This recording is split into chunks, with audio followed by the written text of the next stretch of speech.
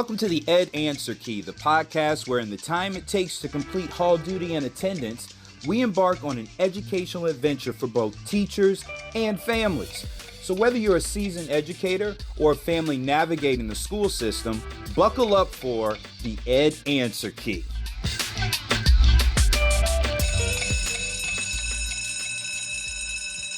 I'm doing math, language arts, social studies, science, sometimes art, business comp, like so all those you're classes. Everywhere. Yeah. As far as taking that content, translating it, or and not giving them support. And I don't feel like it's just translating. I have to go about it a different route on how to teach it to them.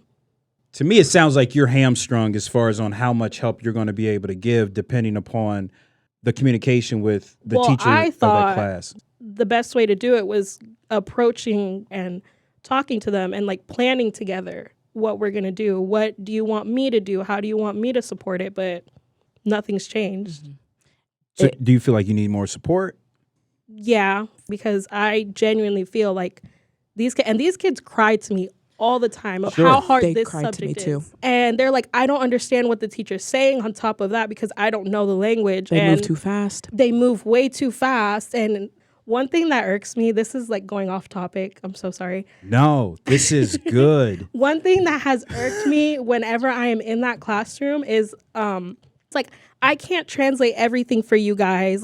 You guys should know the basic stuff. And I'm like, my hands are some sweaty. of these kids barely came to the U.S. I have with I'm getting pissed. But see, with that, you're talking about. Let me just frame this out.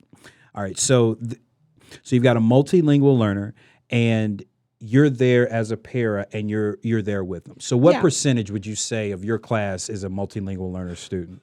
Generally, 90%. 90%. You're telling me that that teachers that you've come in contact with, they're not differentiating to help.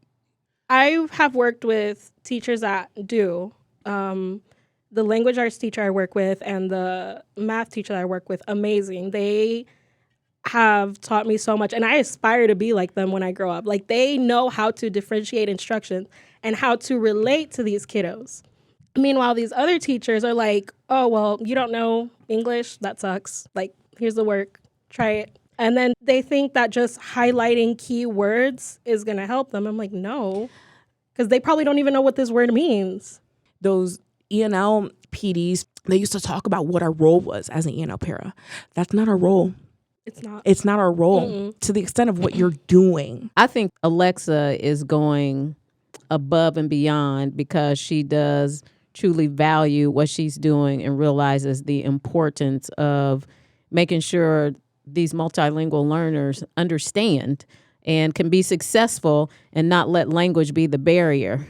The problem is you're offering to plan and I don't understand why teachers don't take advantage of that because that's not even your responsibility. Mm-mm. You're offering to do that. And I don't know whether it's a thing that teachers need to be made aware of the gift that they have, because your job is to support them between the hours that you are contracted to be there, but doing that extra, and it's only to benefit the kids. So I don't understand why that's not taken advantage of. And I always come back to the same thing. Who is holding the teachers accountable?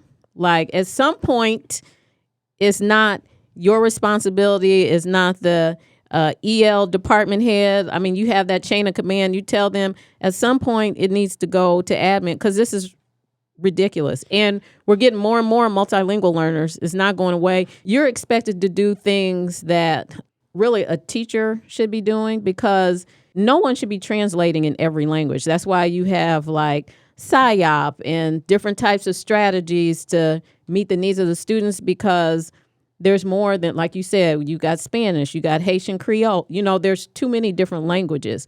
So in order for you to best support the teacher should have some knowledge/training in what needs to be done, but so they can say, okay, if you can do this with these group of students, then this is going to help further their understanding. But why someone would think that they should just be able to, quote, get it is just beyond me. And that's what So, is lighting a fire under me. Jaleesa, what happens if admin is aware? I don't understand why admin would not, like, if it's brought to their attention, why they wouldn't make sure some changes are made.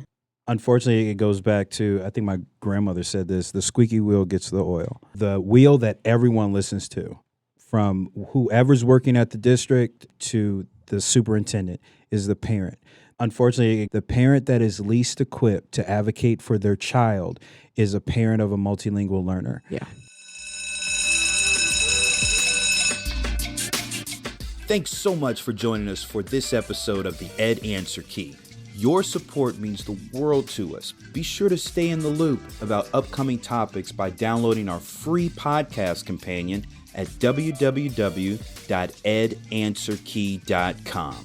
So until next time, class dismissed.